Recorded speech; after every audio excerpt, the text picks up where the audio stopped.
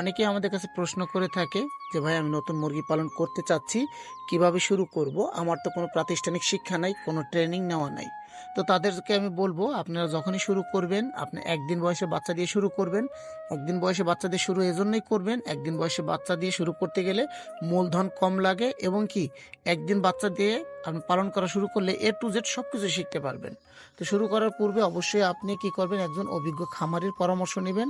সে অভিজ্ঞ খামারি হয়তো বা আপনার নিকটস্থ কেউ খামারি হতে পারে, অথবা আপনি অনলাইনেও যদি হয়ে থাকে সে যাতে আপনার আস্থাভাজন হয়, যার মুরগি পালনটা আপনার খুব ভালো লাগে, এরকম একজনের পরামর্শ নেবেন। সে যেই পরামর্শগুলো দিবে সবগুলো পরামর্শ আপনি প্রয়োগ করবেন, তাহলে আপনি মুরগি পালনটা শিখতে পারবেন। প্রথম অবস্থায় হয়তো বা আপনি একটু ভয় কাজ করবে, তবে এক ব্যাচ দুই ব্যাচ পালন করার পরে সেই ভয়টা আপনি কেটে যাবে এবং কি খুব সহজে আপনি মুরগি পালনটা শিখতে পারবেন। একজন খামারিকে ফলো করেন, একজন খামারির পরামর্শ অনুযায়ী মুরগি পালন করেন, অবশ্যই আপনি মুরগি পালন করতে শিখতে পারবেন।